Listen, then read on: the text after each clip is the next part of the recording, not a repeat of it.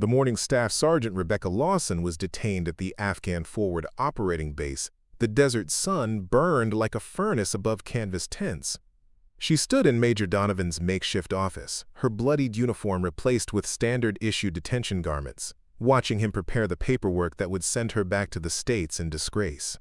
Outside the thin walls, medevac helicopters landed with fresh casualties, the very soldiers she'd risked everything to save.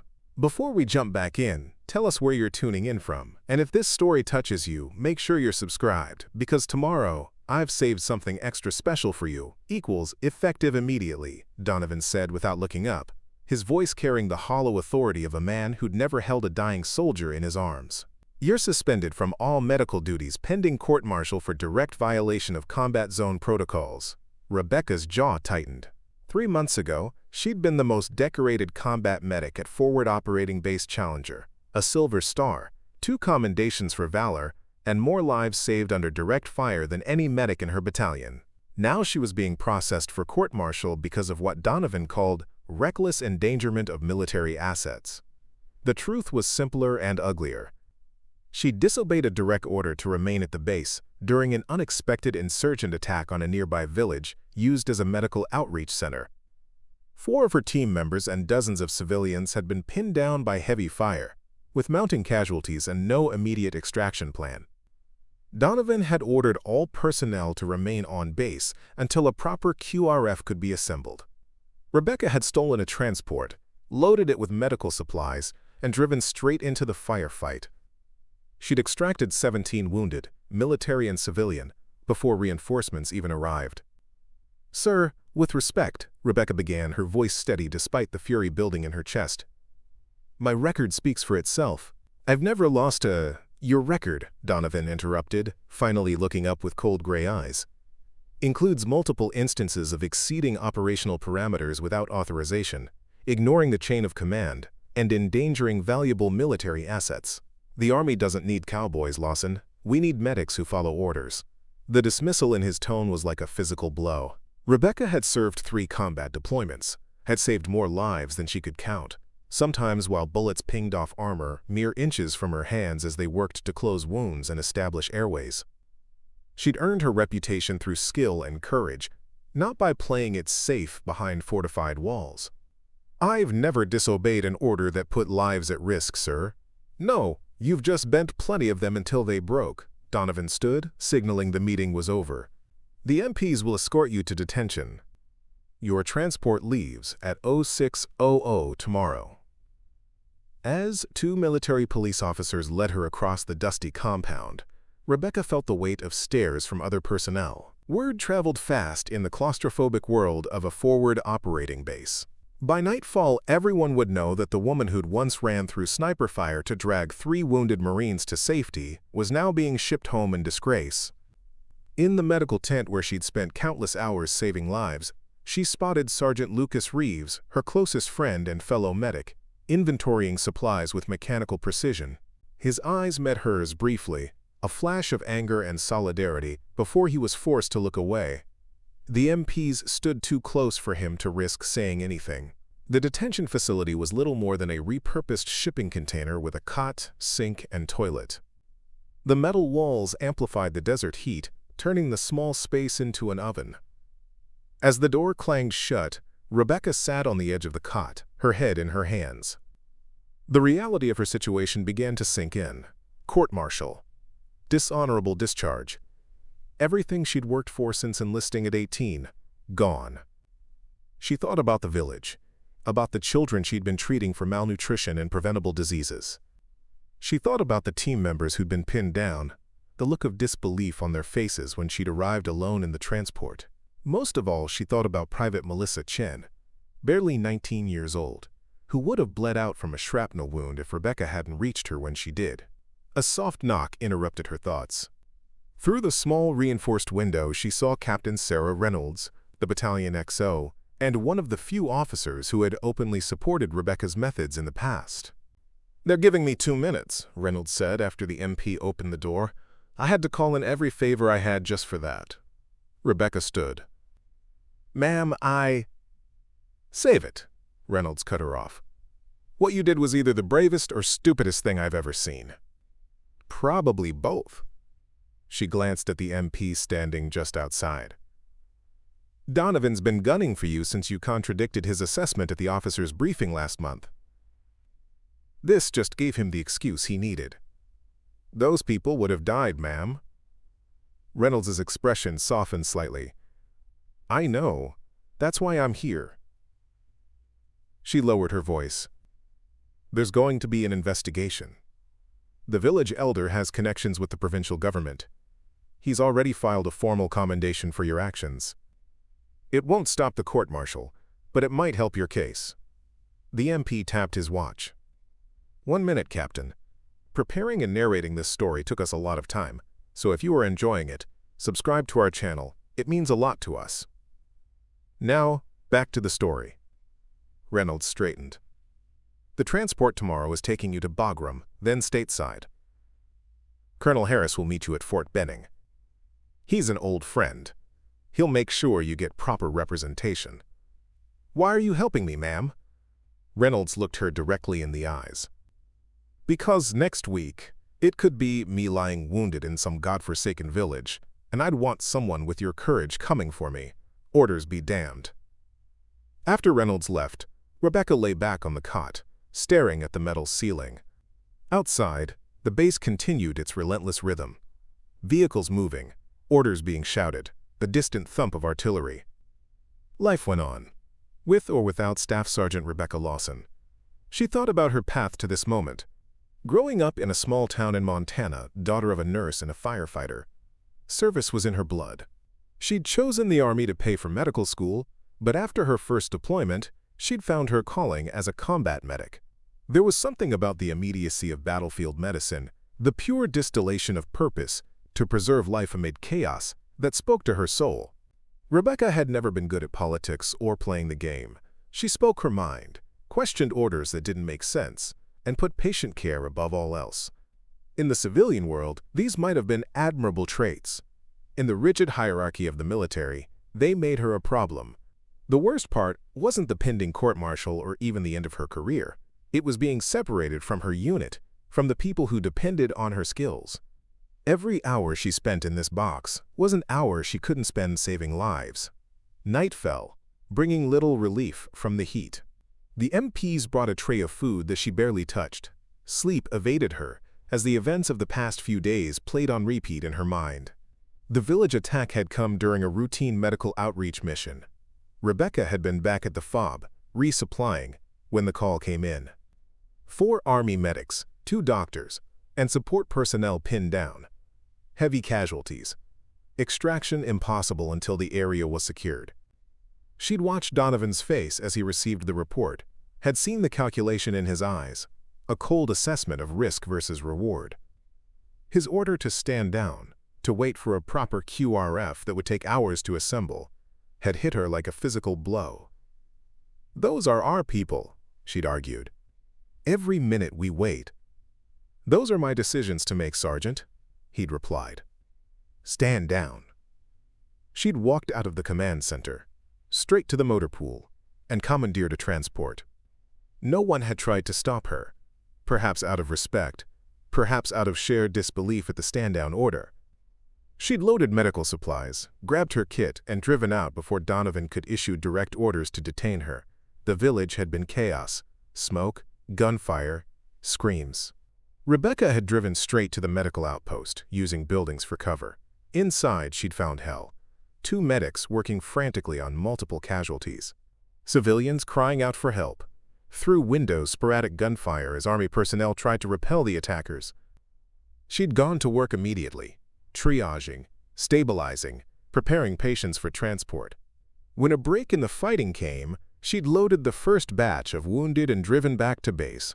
6 critical patients who likely wouldn't have survived another hour. Donovan had been livid, ordering her detained on the spot, but the chaos of incoming wounded had delayed it. She'd used that window to return to the village twice more, each time bringing back more wounded.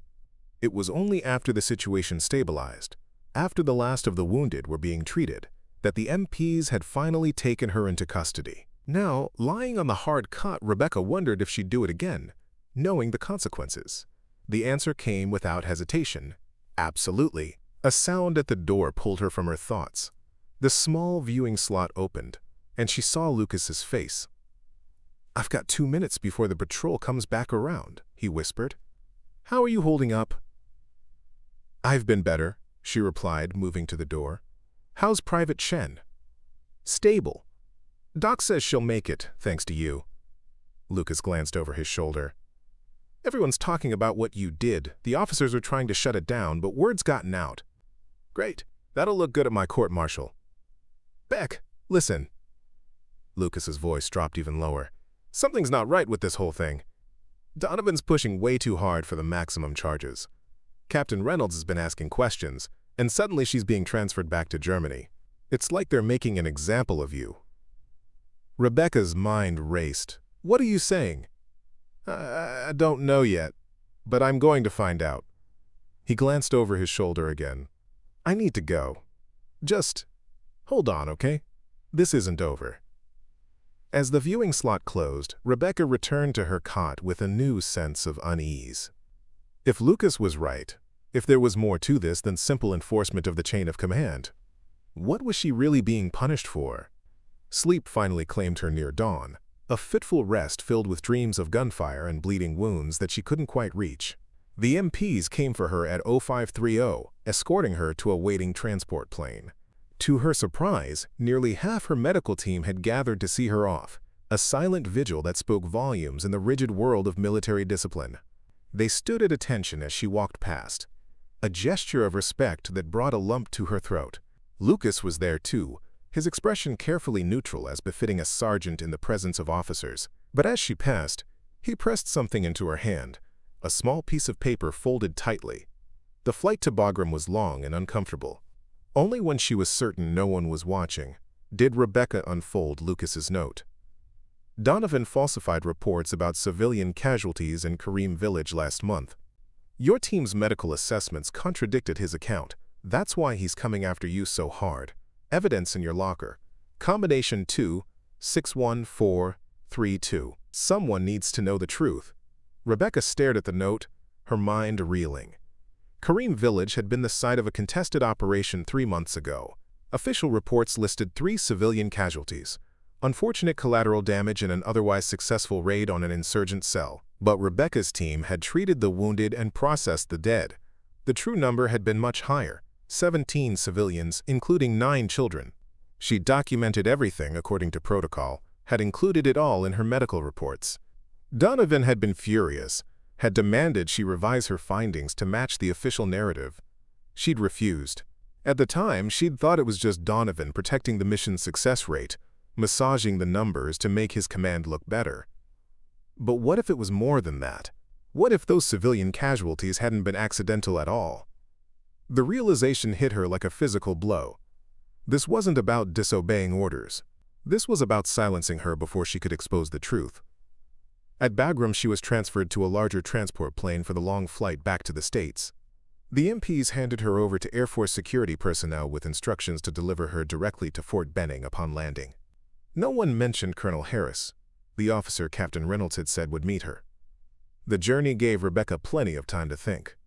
If Lucas was right, if Donovan was covering up something more sinister than excessive civilian casualties, then her court-martial wasn't just about her career, it was about burying evidence. But evidence of what? Negligence? War crimes? The possibilities made her stomach churn. 20 hours later, exhausted and disoriented, Rebecca landed at Fort Benning. As promised, Colonel Harris was waiting. A tall, stern-faced man with salt and pepper hair and the bearing of someone who'd spent decades in uniform. "Staff Sergeant Lawson," he said, dismissing the security detail with a wave. "I'm Colonel William Harris, Judge Advocate General's Corps. I've been assigned to your case." "Sir?" Rebecca acknowledged, still trying to process Lucas's note and its implications. "We have a lot to discuss," Harris said, leading her toward a waiting car. "But not here. Your preliminary hearing is scheduled for 0900 tomorrow. Until then, you'll be under house arrest at the BOQ. Sir, I need to tell you something about Major Donovan." "Not here," Harris repeated, his voice dropping. "The walls have ears, Sergeant. Wait until we're secure." The bachelor officers' quarters were a significant improvement over the shipping container detention cell, a small but private room with a real bed, shower, and air conditioning. 2 MPs were stationed outside her door, a reminder that despite the improved accommodations, she was still a prisoner. Colonel Harris returned that evening with a thick folder of documents. "I've reviewed your service record," he said once they were alone. "Impressive doesn't begin to cover it. So I have to ask, what the hell were you thinking, Sergeant?" "People were dying, sir, my people." Harris studied her for a long moment. "Captain Reynolds contacted me before her sudden transfer. She seemed to think there was more to your situation than a simple case of insubordination." Rebecca hesitated, then reached into her pocket for Lucas's note. "My teammate managed to pass this to me." Harris read it, his expression darkening. "Do you believe this is credible?" "Lucas Reeves is the most honest man I know, sir. If he says Donovan falsified reports, then he did." "This complicates things," Harris said, pocketing the note. "Accusations against a commanding officer during court-martial proceedings often look like desperate attempts to shift blame." "I'm not trying to shift blame, sir. I did what I did, and I'd do it again. But if Donovan is covering up civilian casualties, or worse, that needs to come out." Harris nodded slowly. "I agree. But we need more than a note and your word. We need the evidence your friend mentioned." "It's in my locker back at Phobe Challenger, which is 7,000 miles away in an active combat zone." Harris ran a hand through his hair. "The preliminary hearing tomorrow is just procedural. They'll formally charge you, assign a trial date, and determine whether you remain under house arrest or go to the brig until trial. Your job is to say nothing beyond confirming your name and rank." "Can you do that?" Rebecca nodded, though remaining silent went against every instinct she possessed. "Good. I need time to make some calls, see if there's any way to access that locker. In the meantime, prepare yourself. The Army is going to make an example of you, Sergeant Lawson. They're going to parade every regulation you bent or broke, every order you questioned, every risk you took. I saved lives, sir. I know, but this isn't about lives saved. It's about control." Harris stood to leave. "Get some rest. Tomorrow's gonna be a long day." After he left, Rebecca sat on the edge of the bed, turning over the events of the past few days in her mind. If she'd followed orders, people would have died. That much was certain. But by disobeying, she'd given Donovan the perfect opportunity to discredit her before she could expose whatever truth he was hiding. She thought about her team back at Phobe Challenger, about Lucas risking his career to pass her that note, about Captain Reynolds suddenly transferred after asking too many questions. There was a pattern here, a deliberate effort to silence dissent and maintain a narrative. Rebecca had always believed in the mission, in the idea that despite the chaos and complexity of war, the U.S. Army stood for something: protection of the innocent, adherence to laws even in lawless places, accountability even in the fog of combat. If Donovan was systematically falsifying reports about civilian casualties, it struck at the very heart of that belief. The preliminary hearing the next morning was exactly as Colonel Harris had described: brief, formal, and devoid of any opportunity for Rebecca to present her side of the story. The charges were read: dereliction of duty, insubordination, reckless endangerment, misappropriation of military property. Each carried significant penalties. Together, they could mean years in military prison and a dishonorable discharge. Throughout the proceeding, Rebecca maintained the silent dignity Harris had advised, answering only direct questions about her name, rank, and understanding of the charges. Inside, she seethed at the clinical language that reduced her life-saving actions to a list of violations. The judge, a stern-faced colonel named Matthews, ordered her to remain under house arrest until the court-martial, scheduled for 3 weeks later. As she was led from the courtroom, Rebecca caught sight of a familiar face in the gallery: Captain James Donovan, who had somehow managed to return from Afghanistan for the hearing.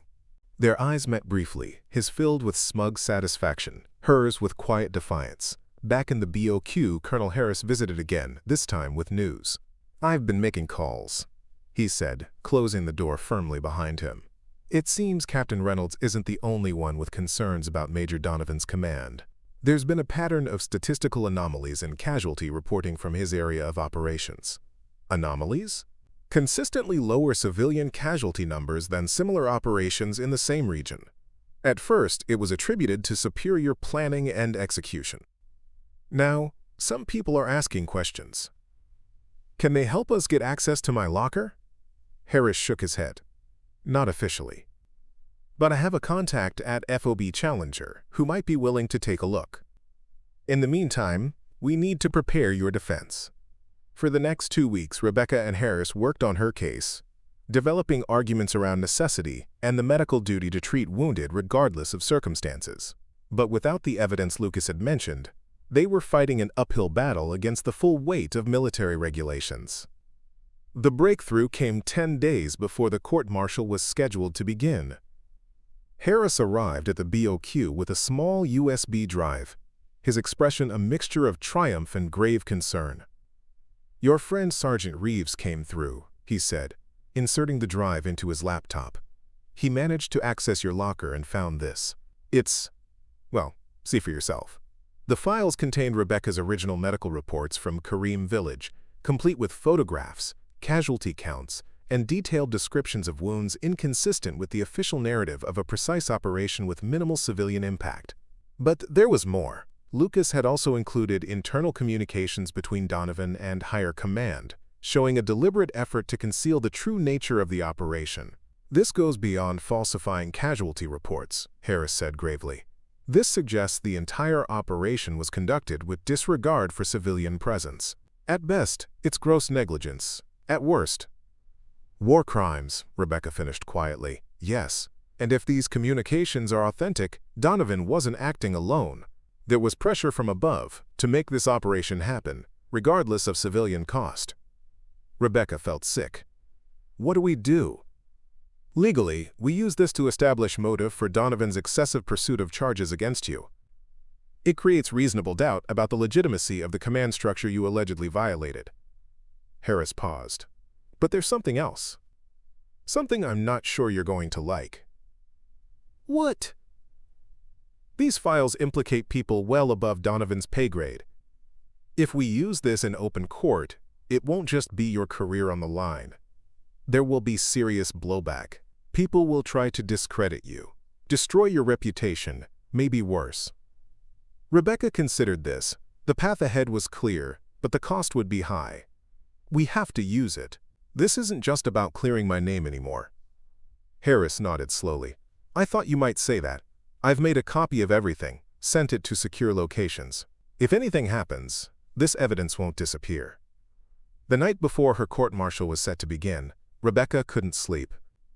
She paced the small room, playing out scenarios in her mind. Harris had warned her that the prosecution would attack every aspect of her service record, would paint her as reckless, insubordinate, a danger to the mission and her fellow soldiers. They would use her own documented history of questioning orders against her. But for the first time since her detention, Rebecca felt a glimmer of hope.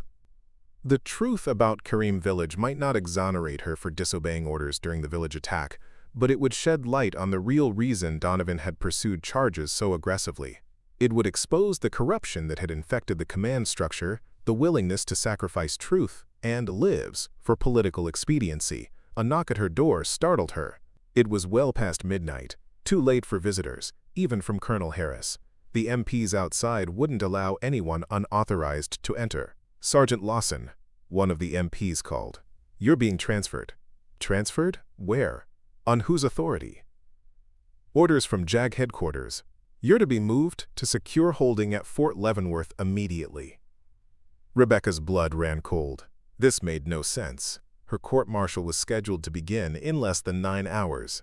A transfer now would disrupt everything, would separate her from Harris and the evidence they'd prepared, unless that was exactly the point. As the MPs escorted her to a waiting vehicle, Rebecca's mind raced. Someone had learned about the evidence. Someone was moving to neutralize the threat she posed. The vehicle wasn't the standard Army transport she expected. It was a civilian SUV with tinted windows, parked away from the main gates. The MPs handed her over to 2 men in plain clothes who identified themselves as military intelligence officers. "This is a security matter now, Sergeant," one of them said, opening the rear door. "Get in."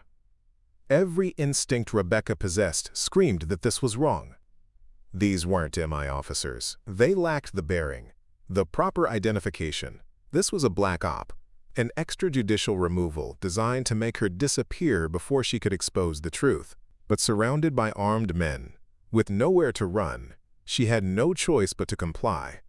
As the SUV pulled away from Fort Benning, Rebecca Lawson realized with cold certainty that she might never see the inside of a courtroom. The evidence Lucas had risked everything to provide, the truth about Kareem Village. All of it might die with her on some anonymous stretch of road. The men took her phone, her watch, anything that might be used to track her location. They drove for hours, saying nothing beyond curt commands when they stopped for fuel or bathroom breaks.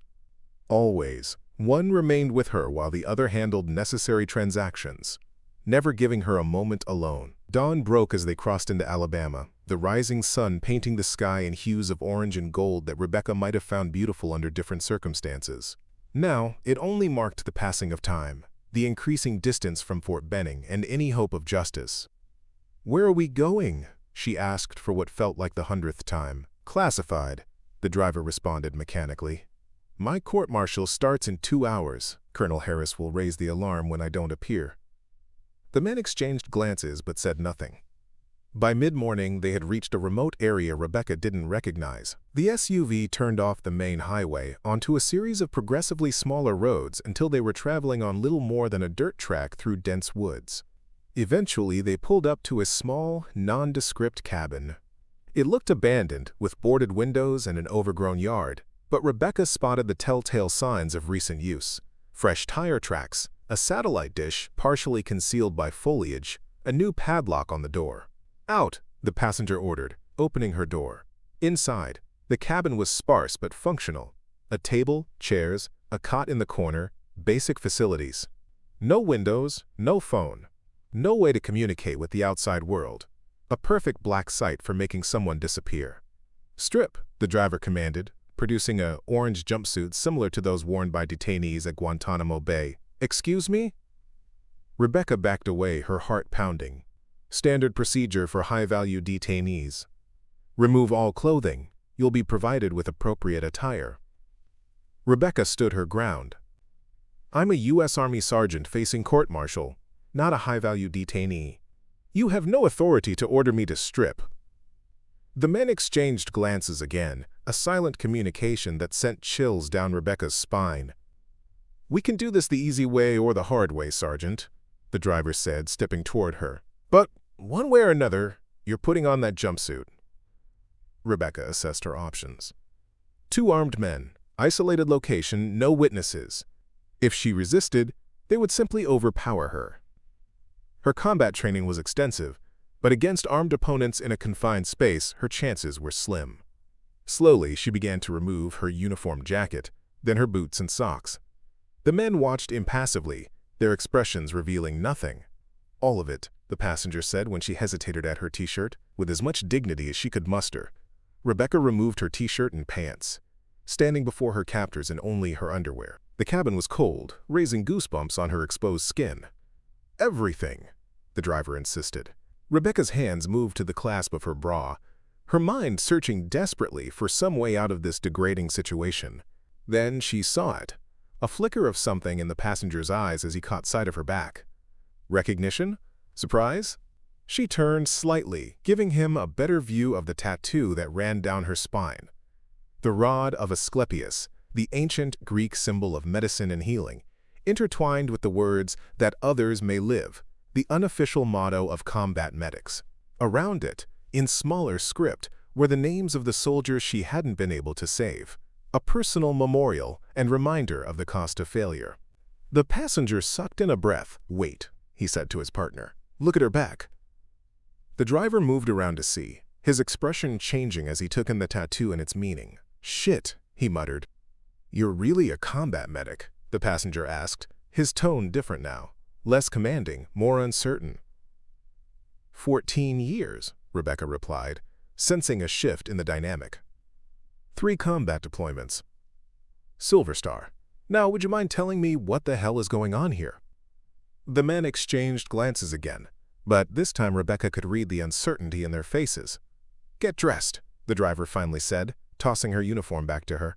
This wasn't part of the brief. As Rebecca hurriedly put her clothes back on, the men stepped outside, their voices low but audible through the thin cabin walls. "This isn't what they told us. Combat medic with a silver star. Donovan said she was a spy, a security risk. I don't like it. First the rush job, now this. Something's not right. We need to call it in." "And say what? That we've got cold feet because of a tattoo? Because the package doesn't match the description. This isn't some intelligence leak or security threat. This is a decorated combat medic facing court-martial." Rebecca listened intently, pieces falling into place. These men had been told she was something she wasn't. A spy, a traitor, someone whose disappearance would raise few questions.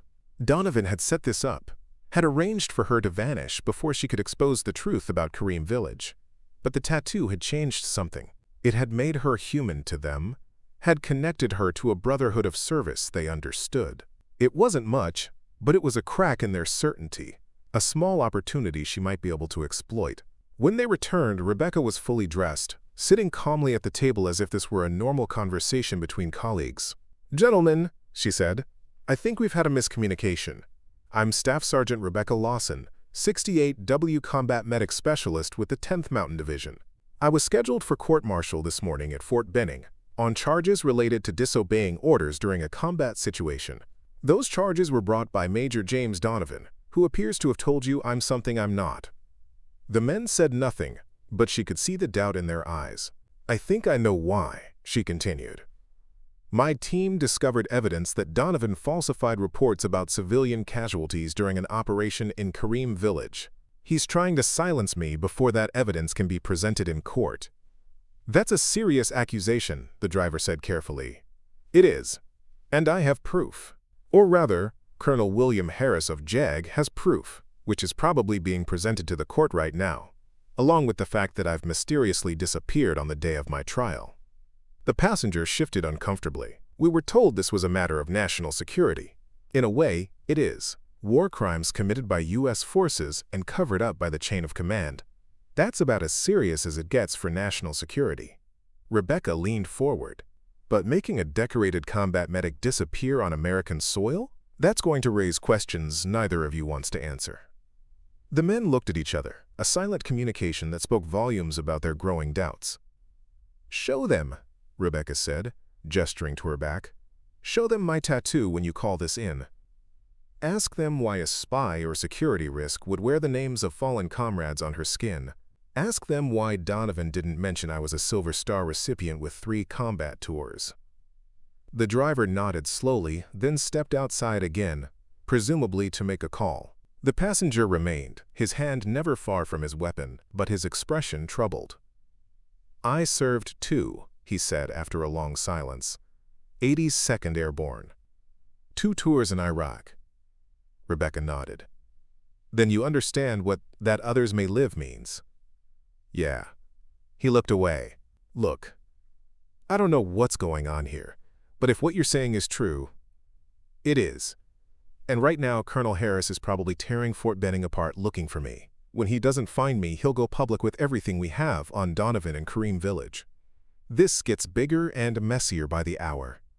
The driver returned, his face pale. "Change of plans," he said to his partner. "We're taking her back." "Back where?" Rebecca asked, hope flaring in her chest. "Fort Benning. Orders from the top." "Whose orders?" The driver didn't answer, but his expression said enough. Someone higher up had realized the mistake, had seen the potential disaster unfolding. Donovan's plan was unraveling. The return journey was tense and silent. Rebecca sat in the back, watching the landscape pass, her mind racing with possibilities. What had happened at Fort Benning in her absence? Had Harris presented the evidence? Had Donovan been exposed? As they approached the base, she spotted military police vehicles at the gate, more than usual, with officers checking IDs and vehicles with unusual thoroughness. "They're looking for you," the passenger said, breaking the long silence. "There's an MP alert out for your recovery." The SUV was stopped at the gate, the driver showing identification that Rebecca couldn't see. After a brief conversation, they were waved through and directed to the headquarters building, where more MPs waited. Colonel Harris was there, his face lined with exhaustion and relief as Rebecca stepped out of the vehicle. "Sergeant Lawson," he said, his voice steady despite the emotion in his eyes. "Glad to have you back." The two men who had taken her were immediately separated and escorted away for questioning. Rebecca watched them go, feeling a strange mixture of anger and gratitude. They had been pawns in Donovan's game, just as she had been. "What happened?" she asked Harris as he led her inside. "When you didn't show up for the court-martial, I presented an emergency motion, including all the evidence about Kareem Village. The judge ordered an immediate investigation." Harris smiled grimly. Then Major Donovan made a critical error. He tried to flee the base. MPs stopped him at the gate with $50,000 in cash and a passport with a different name. Rebecca felt dizzy with the implications. "And the men who took me?" "Military contractors hired through a shell company. They believed they were conducting a legitimate national security operation. We're still unraveling exactly who authorized it and how, but the trail leads back to Donovan and possibly higher." As they entered the headquarters building, Rebecca was surprised to see the base commander himself, General Robert Mitchell, waiting for them. "Staff Sergeant Lawson," he said formally. "On behalf of the United States Army, I want to express our profound apology for what you've experienced. The individuals responsible will be held accountable to the fullest extent of military law." Rebecca stood at attention. "Thank you, sir. Your court-martial has been suspended pending a complete review of the circumstances. In the meantime, you'll be placed on administrative leave with full pay and benefits." The general hesitated. "We're also reviewing the original incident that led to the charges. Preliminary findings suggest your actions saved numerous lives that might otherwise have been lost." It wasn't a full exoneration, but it was a start. Rebecca nodded, too exhausted for words. "There will be a full investigation into the Kareem Village operation and subsequent cover-up," Mitchell continued. "Your testimony and evidence will be central to that process."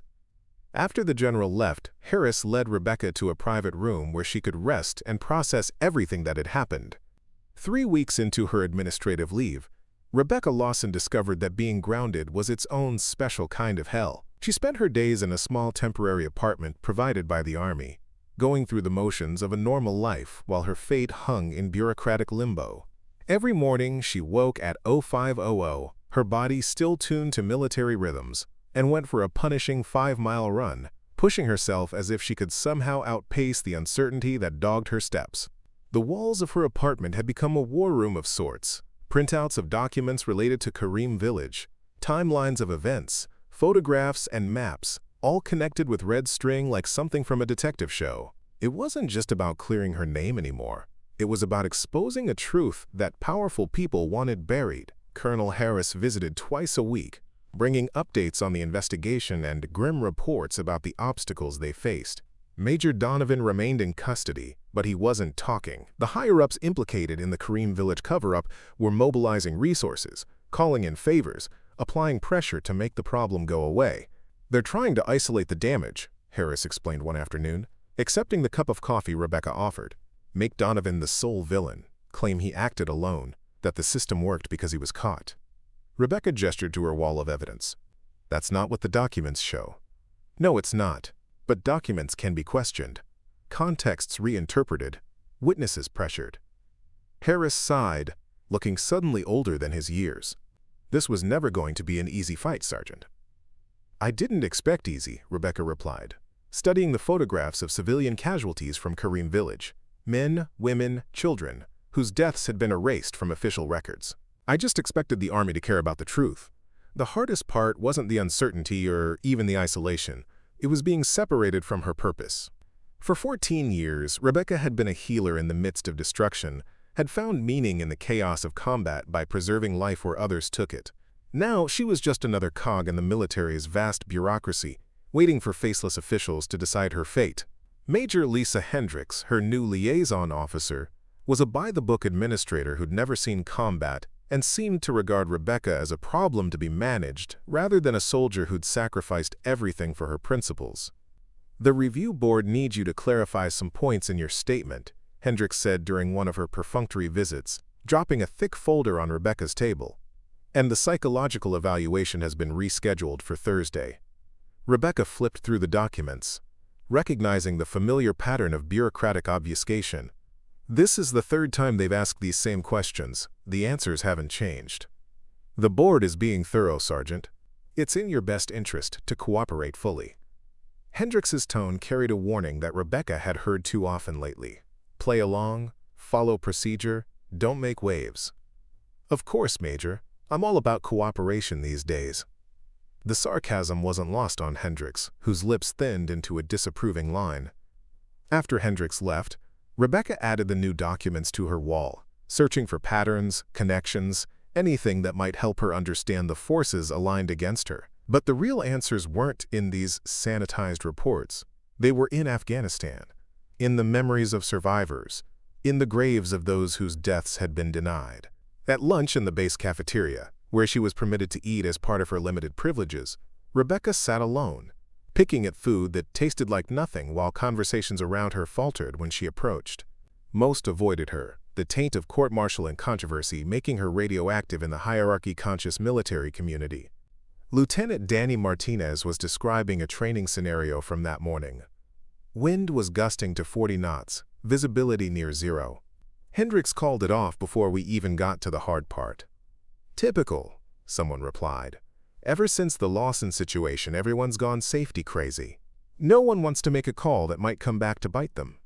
"Keep it down," interrupted Captain Foster, glancing around nervously. "You know the brass has people listening for that kind of talk." The table went quiet as they noticed Rebecca. She felt their eyes on her, a mixture of curiosity, sympathy, and fear. They respected what she'd done, perhaps even admired it privately, but they also had careers to protect. She couldn't blame them for being careful. That afternoon, she overheard Hendrix on the phone with someone from headquarters. "No, sir. She's been completely compliant." "Yes, sir.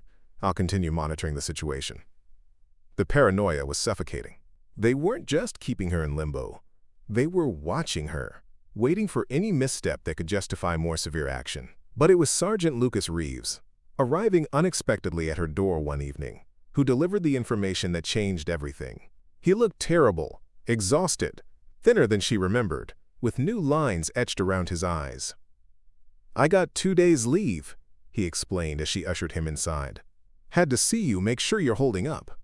"I'm fine," Rebecca lied, recognizing the same lie in his tight smile. "How are things at Challenger?" "Different. Stricter. They've got a new CO who's all about procedure and paperwork." Lucas glanced at her evidence wall, letting out a low whistle. "Been keeping busy, I see. Trying to make sense of it all." She hesitated. "Lucas, I never got to thank you for the evidence. You risked everything." "Don't," he cut her off. "I did what any decent soldier would do." The bitterness in his voice suggested he'd seen too little decency lately. They talked for hours, Lucas filling her in on changes at the FOB, the rumors about her case that circulated among the troops, the new restrictions that made their medical work more difficult. It was only when he was preparing to leave that he revealed his true purpose for coming. "There's something you need to see," he said, pulling a small tablet from his bag. "I was doing inventory in the supply bunker last week and found this hidden in an old medical crate." It was a thumb drive, unlabeled and unremarkable. "What's on it?" "Body camera footage from Kareem Village, not ours. One of the special ops teams that led the raid. Someone tried to wipe it, but they didn't do a thorough job." Lucas's expression darkened. "It's bad, Beck. Really bad." That night, after Lucas left to catch his transport back to Afghanistan, Rebecca watched the footage in her darkened apartment. The shaky video showed a night operation, thermal imaging revealing human figures as ghostly white shapes against dark backgrounds. American voices, distorted by equipment and tension, communicated in the clipped jargon of special operations. What unfolded was not the precision strike described in official reports, but something far more chaotic and indiscriminate.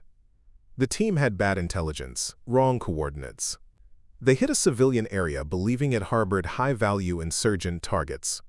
When they realized their mistake, instead of aborting, they continued the operation, classifying all military-age males as combatants, regardless of evidence. The footage showed confused civilians gunned down as they fled their homes. It showed children's bodies being moved to create the impression they'd been killed by crossfire rather than direct action. Most damning of all, it showed a senior officer, not Donovan, someone higher ranking, ordering the site sanitized and all recording devices collected. Whoever had recorded this footage had deliberately disobeyed that order, had preserved evidence of what really happened. And someone had tried to destroy it, but failed. Rebecca sat in stunned silence as the video ended, her mind racing with implications. This wasn't just about falsified casualty reports anymore. This was evidence of potential war crimes, of a deliberate cover-up at the highest levels, the kind of evidence that could end careers, trigger international investigations, damage America's standing with allies, the kind of evidence that made people disappear. With shaking hands, she copied the files to multiple secure locations, then erased all traces of them from her devices. Lucas had risked everything bringing this to her. If anyone discovered he'd preserved and transported this footage, his career would be the least of his worries. Sleep eluded her that night, her mind circling the same questions without finding answers. What should she do with this evidence? Who could she trust? The Army's internal investigation was clearly compromised if the very people responsible for the cover-up were involved in overseeing it. Going public would mean betraying her oath, potentially endangering ongoing operations and fellow soldiers.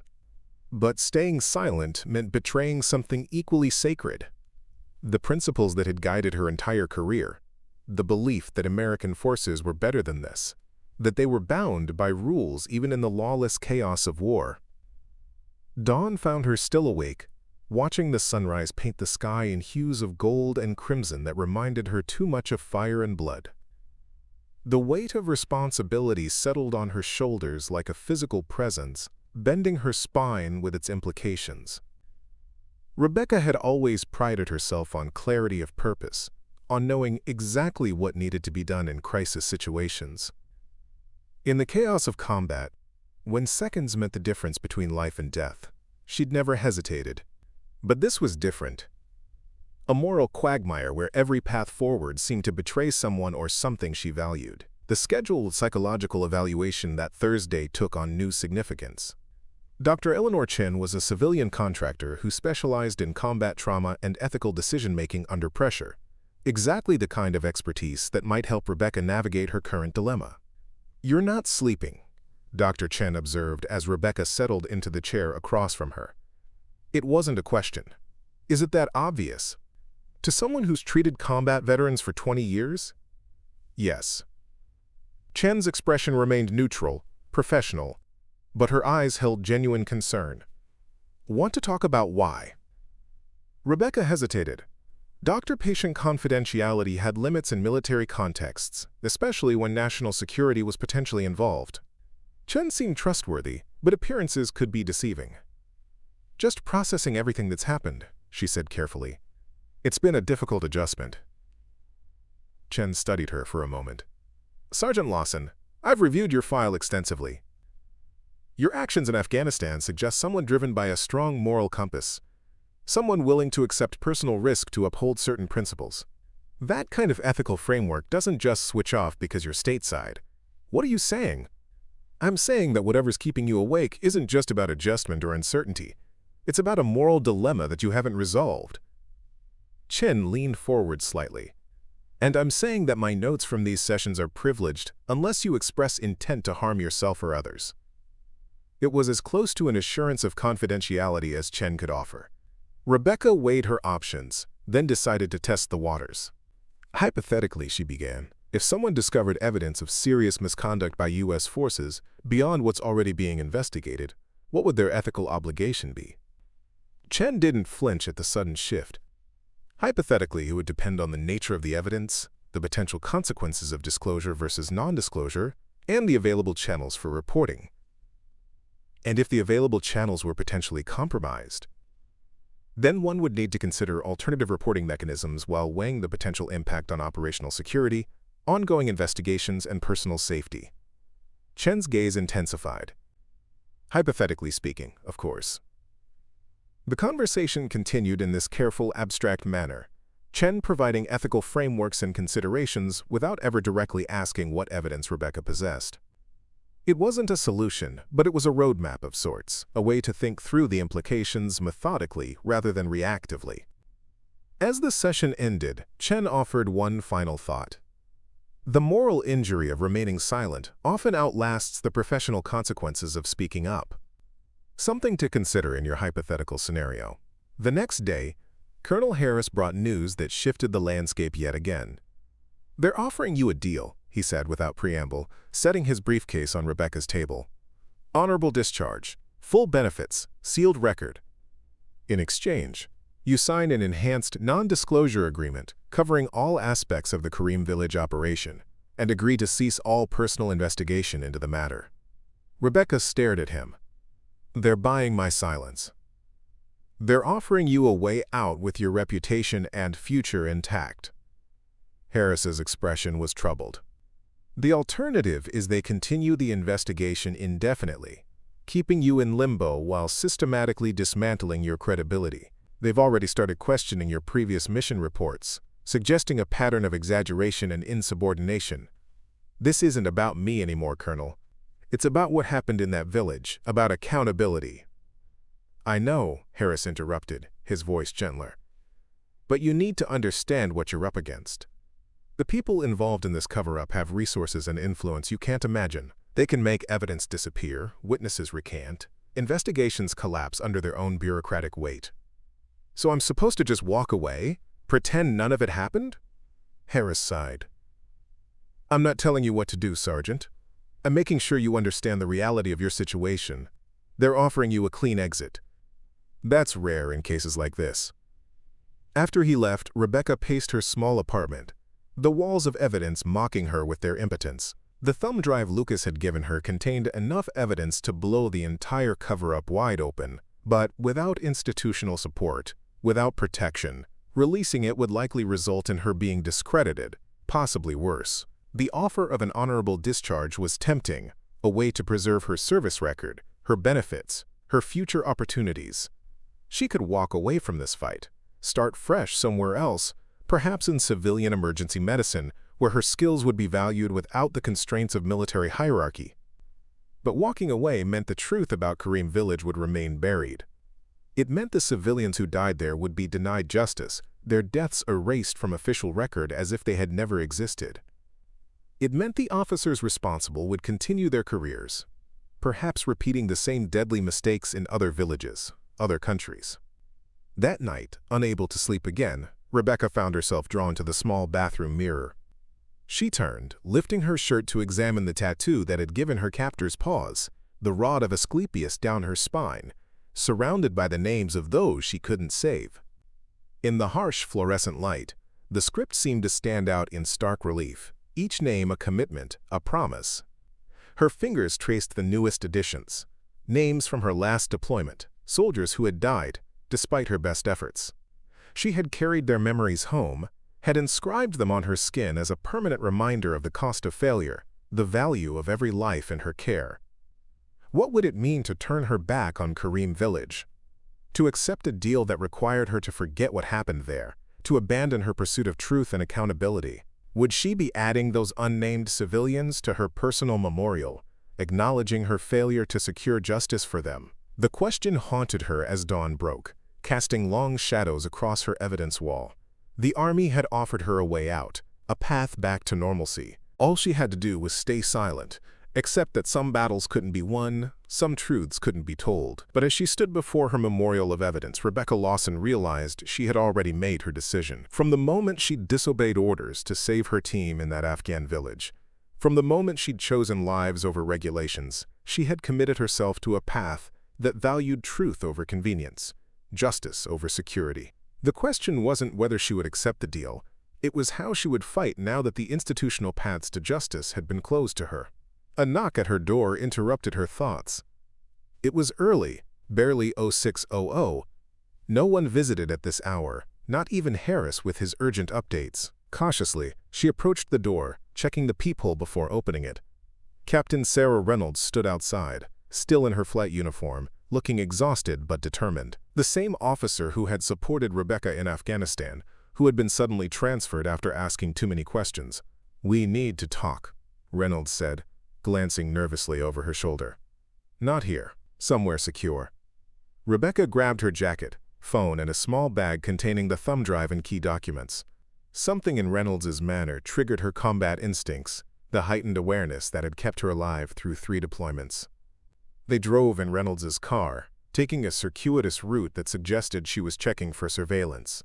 Eventually, they arrived at a small diner on the outskirts of town, the kind of place frequented by truckers and night shift workers, where two women in military-style haircuts wouldn't draw much attention. "I've been stationed at Pentagon support for the past month," Reynolds explained once they were seated in a corner booth, coffee untouched between them. "Administrative duty, shuffling papers, keeping my head down. But I have access to certain communications channels, certain classified databases." "And?" Rebecca prompted when Reynolds paused, scanning the diner again. "And I've been quietly tracking the Karam Village investigation. Or, rather, what's left of it." Reynolds leaned forward, lowering her voice. "They're shutting it down, Beck. Quietly, systematically. Reclassifying documents, reassigning key personnel, creating a paper trail that minimizes what happened or attributes it to, quote, fog of war incidents." Rebecca felt a chill that had nothing to do with the diner's aggressive air conditioning. "They offered me a deal yesterday. Honorable discharge, benefits, sealed record. They're tying up loose ends," Reynolds confirmed grimly. "But here's what you don't know. It's happening again. Different village, different unit, same playbook. Raid goes wrong, civilians die, reports get sanitized. I've seen the initial field reports and the quote corrected versions that reach command. The discrepancies are almost identical to Karim." The implications hit Rebecca like a physical blow. This wasn't just about covering up past mistakes. It was about enabling a system that allowed those mistakes to continue, that valued operational success metrics over human lives and ethical conduct. "I have evidence," Rebecca said quietly, touching the bag at her side. "Body camera footage from Karim. It shows everything: the mistaken coordinates, the civilian deaths, the cover-up orders." Reynolds's eyes widened. How did you get that?" "Does it matter? It exists. It proves what really happened." "It matters because if they find out you have it, you're in even more danger than you realize." Reynolds's expression was deadly serious. "Beck, the people behind this cover-up aren't just protecting their careers. They're protecting a strategic approach that prioritizes operational tempo over precision, body counts over accuracy. They believe it's necessary for winning the war, and they'll eliminate any threat to that approach." "So what am I supposed to do? Take the deal and walk away? Let them keep killing civilians and calling it collateral damage?" Reynolds was quiet for a long moment, considering. "No," she finally said. "But you need to be smarter about how you fight this battle. Going through official channels has already failed. Taking it public without protection would be suicide. They'd discredit you, possibly worse. Then what? You need allies, influential ones, people with the power to protect you, and the evidence." Reynolds pulled out a small notebook, wrote something down, and slid it across the table. "This is the contact information for Senator Elizabeth Warner. She sits on the Armed Services Committee and has a reputation for integrity. More importantly, she lost a son in Afghanistan 3 years ago and has been asking difficult questions about operational protocols ever since." Rebecca stared at the information. Going to a senator with classified evidence was a massive step, potentially career-ending even if everything else worked out. But Reynolds was right. She needed protection. Institutional backing that could withstand the pressure that would come once the evidence was revealed. "There's something else," Reynolds continued, her voice dropping even lower. "The deal they offered you? It's a trap. I've seen internal communications suggesting they have no intention of honoring it long-term. Once they've secured your silence and separated you from service, there's language in the agreement that allows them to reclassify your discharge status if you're deemed to have violated the terms. Terms they can interpret however they want." "Jesus," Rebecca muttered, running a hand through her short hair. "So even if I took the deal, I'd never really be free." "Exactly, which is why your only real option is to go on the offensive, but with proper backing." Reynolds checked her watch. "I need to get back before anyone notices I'm gone. Think about what I've said, but don't wait too long. Things are moving quickly." As they walked back to the car, Reynolds added one final thought. "Whatever you decide, remember why you became a medic in the first place. It wasn't to follow orders or preserve the chain of command. It was to save lives, to stand between the wounded and death. Sometimes that means making hard choices, facing consequences that seem unfair."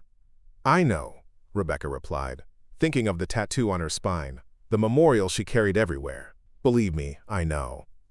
Back in her apartment, Rebecca stood before her evidence wall, seeing it with new clarity. This wasn't just about her career or even about justice for Kareem Village.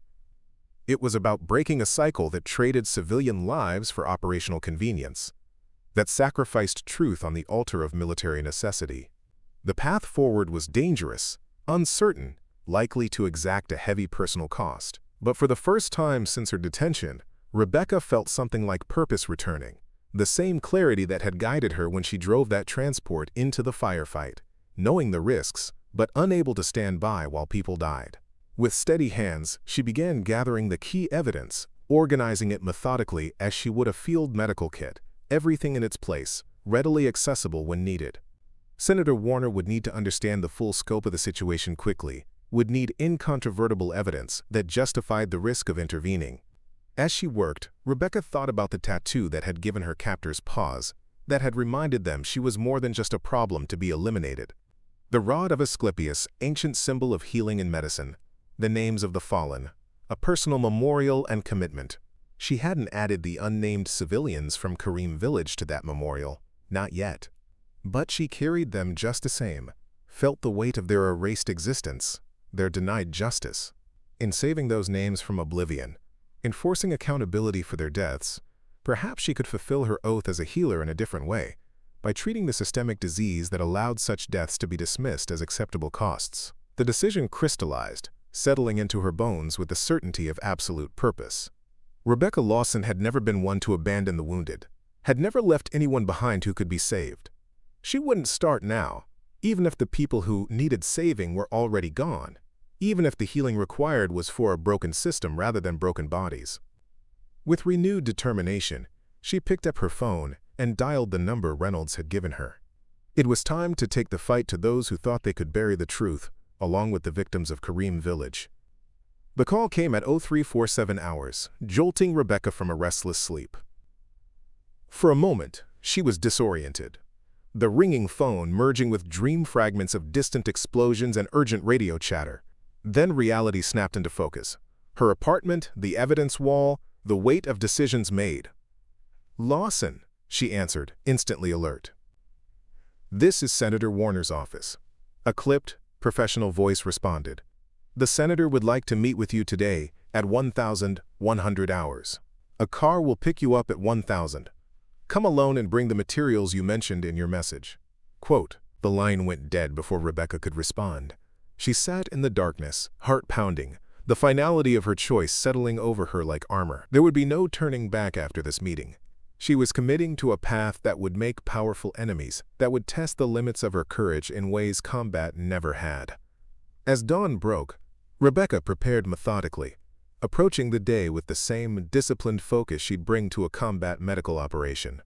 She organized her evidence: the body camera footage, the falsified reports, the witness statements, the timeline of the cover-up, each piece labeled and annotated for maximum clarity. This wasn't just about dumping information. It was about constructing an undeniable narrative that even the most reluctant viewer would have to acknowledge. At precisely 1000 hours, a black SUV with government plates pulled up outside her apartment. The driver, a stern-faced woman in a dark suit, said nothing beyond confirming Rebecca's identity before ushering her into the back seat. The windows were tinted, preventing anyone from seeing inside, a precaution that spoke volumes about the sensitivity of the meeting ahead. They drove for nearly an hour, taking a circuitous route that suggested counter-surveillance measures. Eventually, they arrived not at a government building as Rebecca had expected, but at a small, nondescript house in the Virginia countryside. "Security precautions," the driver explained, finally breaking her silence as she escorted Rebecca to the door. "The senator values her privacy for certain meetings." Inside, Senator Elizabeth Warner waited in what appeared to be a modest study. She was smaller than she appeared on television, but her presence filled the room. Keen eyes that missed nothing, the poised confidence of someone accustomed to wielding power. On the wall behind her desk hung a photo of a young man in marine dress blues. Her son, Rebecca realized with a pang of recognition.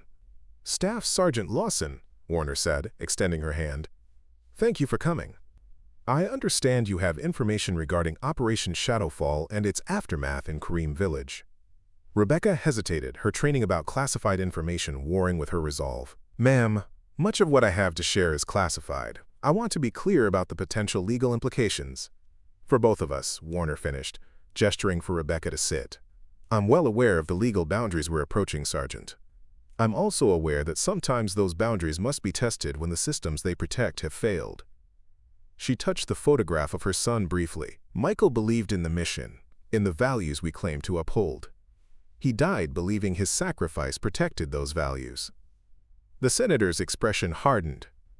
If our forces are engaging in operations that violate the laws of war, if those violations are being systematically concealed, then the oversight mechanisms have failed. As a member of the Armed Services Committee, I have not just the right but the obligation to investigate such failures. Reassured, Rebecca laid out her evidence methodically, the original medical reports documenting civilian casualties, the falsified official accounts, the internal communications revealing the cover-up, and finally, the body camera footage that provided irrefutable visual confirmation. Warner watched the footage in silence, her expression grave but controlled. When it ended, she remained quiet for several minutes, processing what she'd seen. "You understand what you're risking by bringing this forward," she finally said. It wasn't a question. "Yes, ma'am." "And you're prepared for the consequences? They will come after you with everything they have. Question your motives, your mental health, your record.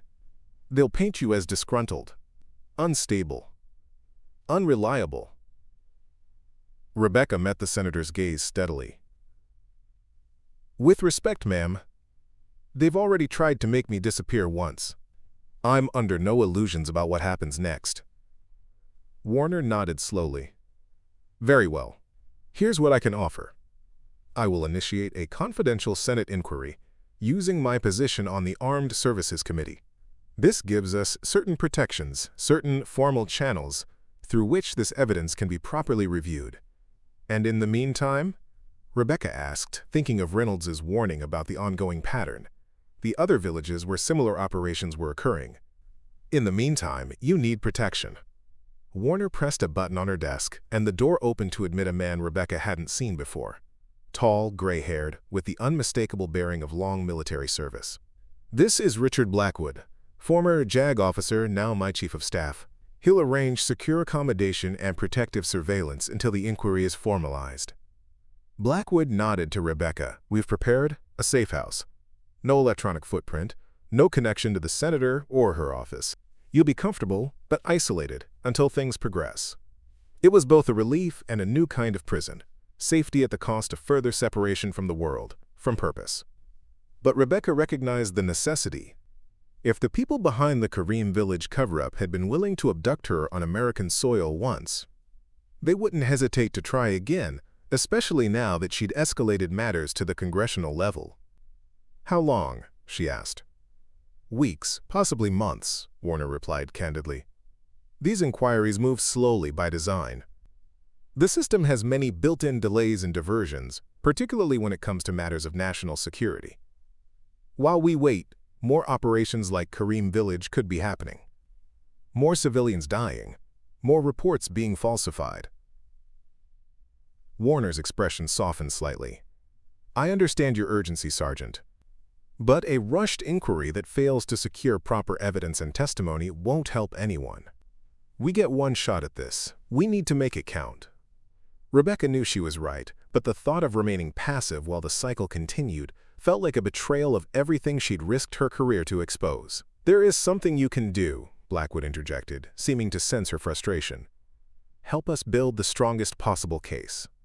Your medical expertise, your first-hand knowledge of both the incidents and the cover-up mechanisms, these are invaluable. The more thoroughly we can document the pattern, the harder it will be to dismiss." It wasn't the immediate action Rebecca craved, but it was purpose, a way to continue the fight even from isolation. She nodded her agreement, and within the hour was being transported to the safe house, a cabin deep in the Virginia woods, miles from the nearest neighbor. The isolation was both physical and psychological. No internet, no cell service, no connection to the outside world except through Blackwood, who visited twice weekly with supplies and updates on the inquiry's slow progress. Rebecca filled her days by expanding her documentation, creating detailed analyses of medical evidence that contradicted official reports, mapping patterns of operational distortions that spanned multiple incidents. Weeks passed, turning to months. Summer heat gave way to autumn chill. The trees around the cabin blazed with color, then dropped their leaves, marking the passage of time that seemed both accelerated and suspended in the strange limbo of her secluded existence. The greatest challenge wasn't the isolation or even the waiting. It was the doubt that crept in during the long nights, the whispered questions about whether she'd made the right choice. Was she really serving justice? Or had pride and righteous anger driven her to a futile gesture that would ultimately change nothing? Had she sacrificed her career, her future, perhaps even her safety, for a principle that the vast machinery of military bureaucracy would simply absorb and neutralize? 4 months into her seclusion, Blackwood arrived with news that shattered the monotony of waiting. "There's been a development," he said without preamble, setting his briefcase on the cabin's small table. "One of the Special Operations team members from Kareem Village has come forward independently, corroborating your account and providing additional evidence." Rebecca's pulse quickened. "Who?" "Master Sergeant Thomas Ramirez, team leader of the 2nd Unit on the ground that night." He approached Senator Warner directly after hearing rumors about an inquiry. Blackwood pulled a file from his briefcase. "His testimony matches yours in all key aspects, but adds crucial details about the command decisions that led to the civilian casualties." Hope flared in Rebecca's chest for the first time in months. A Special Operations team leader's testimony carried weight that hers, as a medical officer, did not, especially in matters of tactical decisions and chain of command. "There's more," Blackwood continued. "Ramirez wasn't alone. 3 other team members have indicated willingness to testify if guaranteed protection from reprisal. It seems your courage has inspired others to step forward." The validation was overwhelming.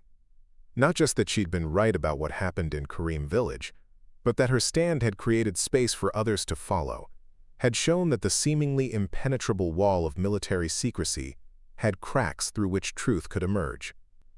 "What happens now?" she asked, forcing her voice to remain steady despite the emotion threatening to break through. "Now things move quickly. Senator Warner is convening a closed subcommittee hearing next week. You'll be called to testify, along with Ramirez and the others." Blackwood's normally impassive expression showed a hint of satisfaction. "The Department of Defense has been notified. They're scrambling to respond."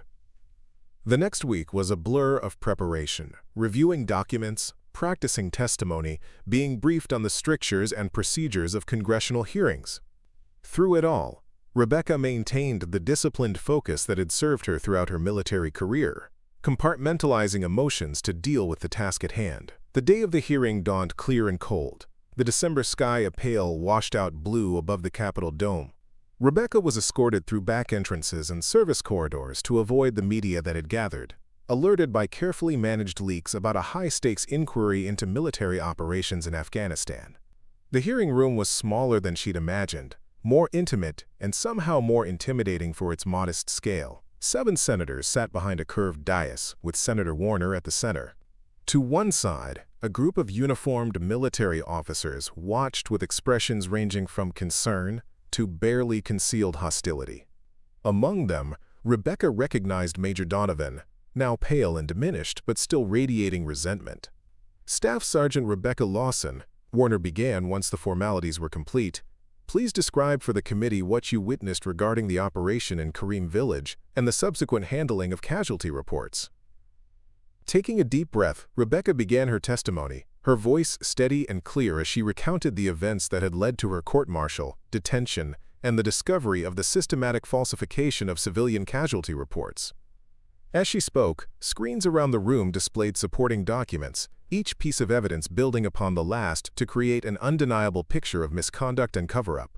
When she described her abduction and the attempt to make her disappear, a murmur ran through the room. Several senators leaned forward, their expressions hardening with concern that transcended partisan divisions. "To be clear," Senator James Patterson interrupted, his southern drawl belying the sharpness of his question. "You're testifying that agents acting on behalf of U.S. military leadership attempted to extrajudicially detain you on American soil to prevent this information from coming to light? Yes, sir. That is my testimony. The questioning continued for hours, drilling into details, challenging assertions, testing the solidity of her account from every angle. Through it all, Rebecca maintained the same calm precision that had characterized her work as a combat medic. No embellishment, no emotional appeals, just a clear presentation of facts as she had witnessed and documented them. When it was Master Sergeant Ramirez's turn to testify, Rebecca watched from a side room, struck by the similar discipline he brought to his account. The professional soldier's commitment to accuracy, even when the truth was ugly and difficult. The initial intelligence was flawed, he explained, his voice carrying the weight of someone who had carried this knowledge too long. We were told with high confidence that the target location housed insurgent leadership. When we realized civilians were present in significant numbers, protocol required reassessment. That reassessment never came. Instead, we were ordered to continue the operation and classify all military-age males as combatants, regardless of evidence to the contrary. His testimony corroborated everything Rebecca had documented, adding the crucial perspective of a tactical operator who had been forced to execute orders he knew violated both military regulations and ethical boundaries.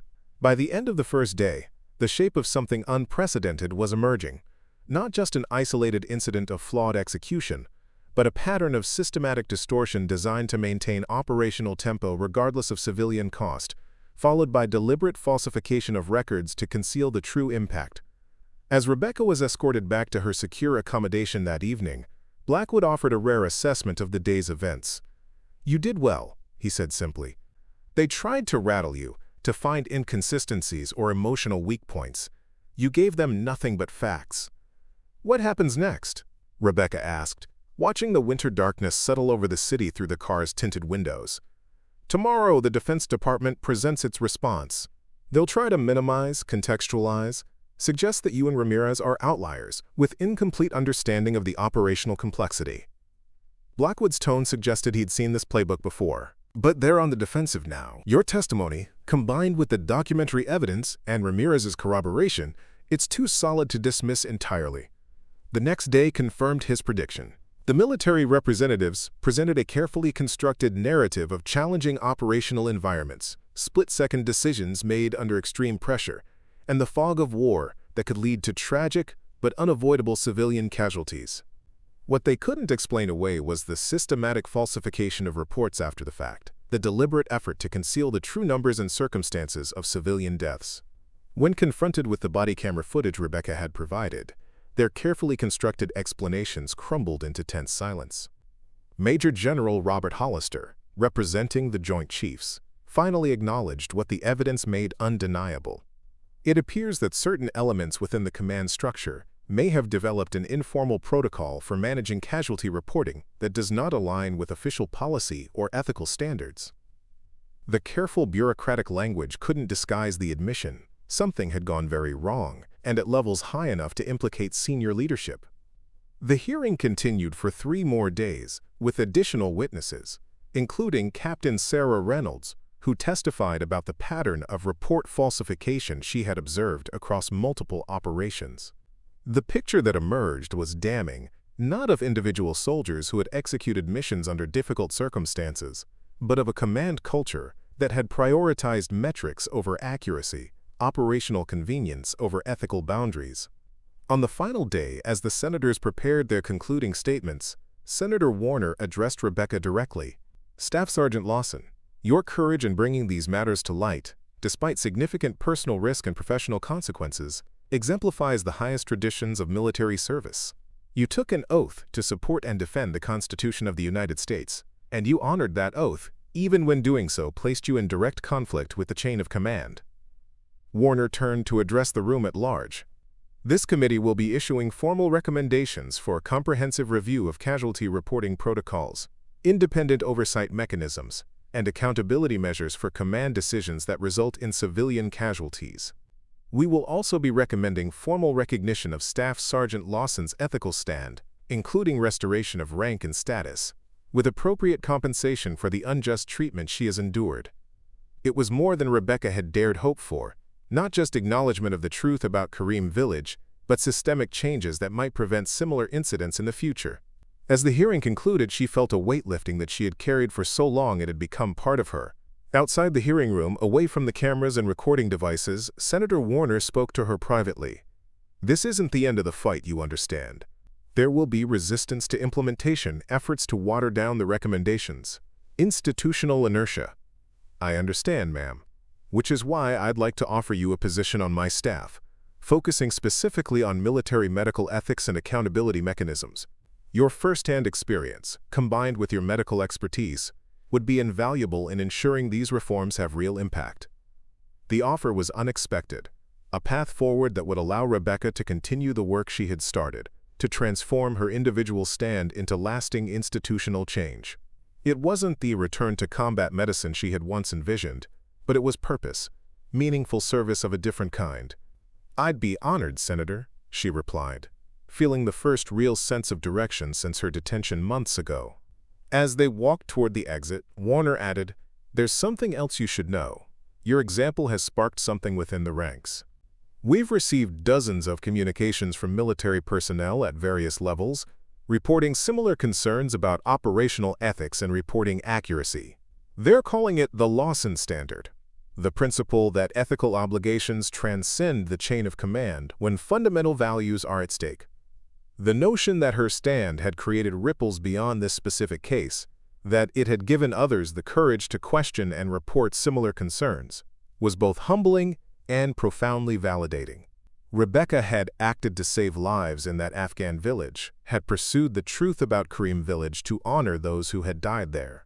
But in doing so, she had perhaps saved lives she would never know about, in villages whose names she would never hear. That evening, alone in her hotel room for the first time in months, Rebecca stood before the mirror and turned to examine the tattoo that had become so central to her identity and her story. The rod of Asclepius down her spine, the names of those she couldn't save encircling it like a constellation of remembered souls. She had considered adding the unnamed civilians from Kareem village, creating some symbolic representation of their erased existence. But now, looking at the tattoo in the mirror, she realized something important. The true memorial to those civilians wasn't on her skin, but in the actions she had taken, the stand she had made, the changes that would come from exposing the truth. The tattoo had saved her life when her captors recognized it, had reminded them of her humanity and service when they had been ordered to make her disappear. But the real power of the symbol wasn't in the ink itself. It was in what it represented, the commitment to healing and truth that had guided her through combat zones and congressional hearings alike. Rebecca Lawson had lost much in her pursuit of justice, her military career as she had known it, her place within the community that had defined her adult life, the straightforward purpose of battlefield medicine. But she had gained something perhaps more valuable, the knowledge that one person's commitment to truth could challenge systems designed to bury it, that courage could be contagious, spreading from one individual stand to create a standard others would follow. As she prepared for bed, her phone buzzed with a message from an unknown number. Opening it, she found a photo of a group of combat medics in Afghanistan, all giving a thumbs up to the camera. The text read simply, "The Lawson Standard saves lives. Thank you for showing us the way."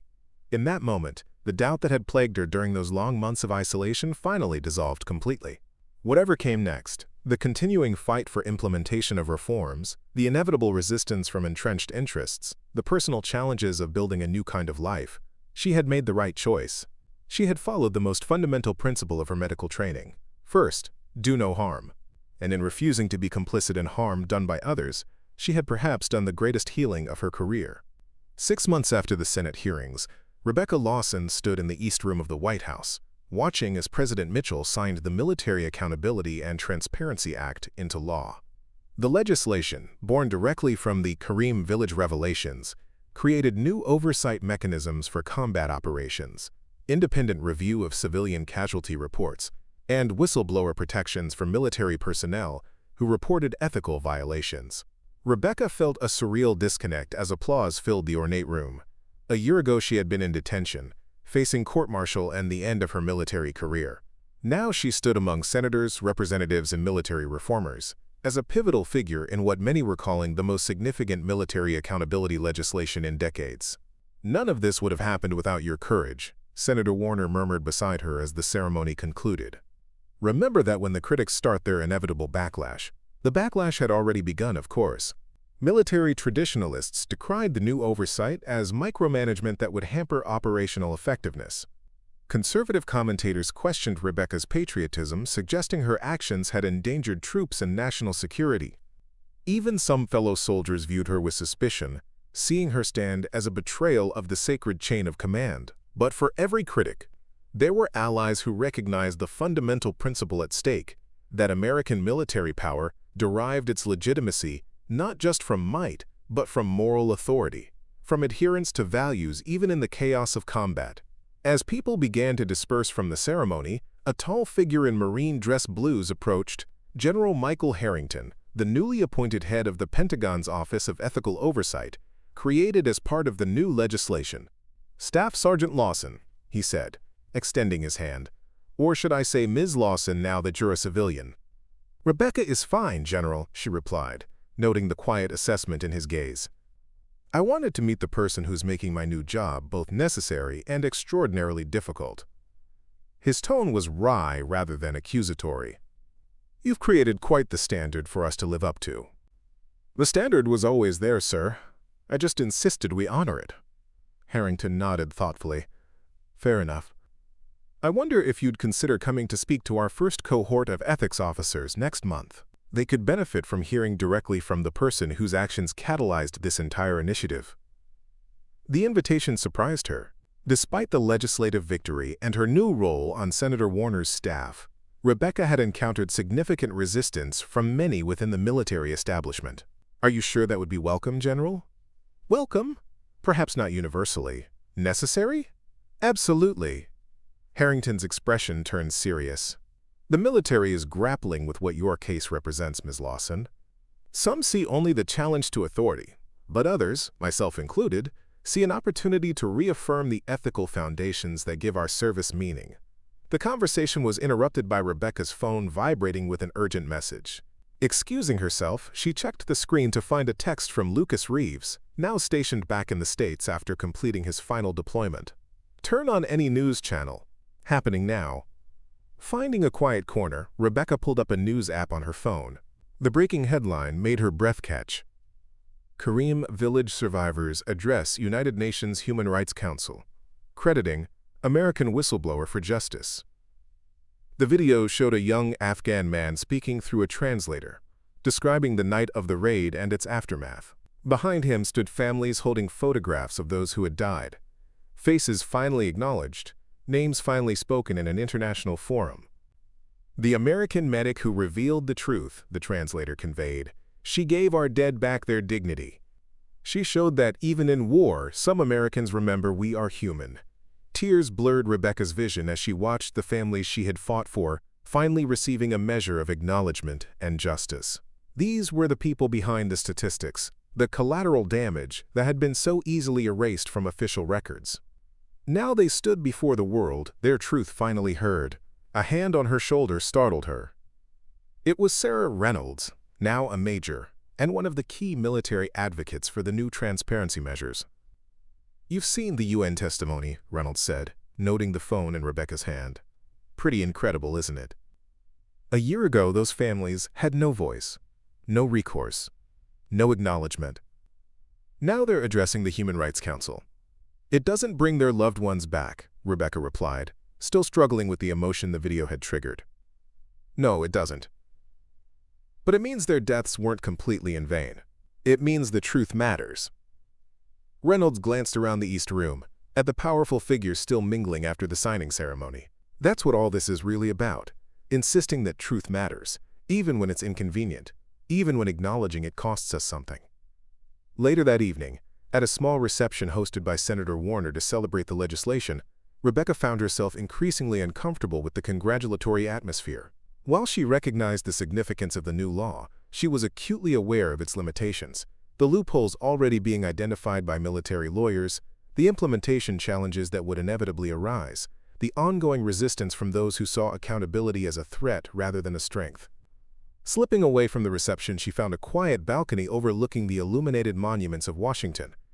The city was beautiful at night, its white marble gleaming under strategic lighting that obscured flaws and emphasized grandeur. not unlike the selective remembering that shaped so much of military and political narrative. Not one for parties? The voice came from behind her, and Rebecca turned to find Thomas Ramirez, the Special Operations Team leader whose testimony had been so crucial in the hearings. "Just needed some air," she replied. "It feels strange celebrating when the work is really just beginning." Ramirez nodded, understanding in his eyes. "I've been thinking about that too. The law is signed, the news cycle will move on, and then comes the real test, whether any of this actually changes what happens on the ground." He joined her at the railing, looking out over the city. "My team deploys again next month. First mission under the new protocols. There's a lot of grumbling about the additional documentation requirements, the independent observers, the whole accountability framework. And you? What do you think?" "I think if we're doing our jobs right, we have nothing to fear from accountability." Ramirez's voice was quiet but firm. "The best operators I've known, they don't cut corners, they don't need to inflate success metrics, and they sure as hell don't deliberately target civilians." His words reinforced what Rebecca had always believed, that true military excellence wasn't undermined by ethical constraints but defined by them. The best soldiers, the most effective units, operated with precision and discipline that made accountability an asset rather than a burden. "There's something else you should know," Ramirez continued. "Your stand has changed things beyond just the new legislation. There's a conversation happening in the ranks, especially among younger officers and NCOs.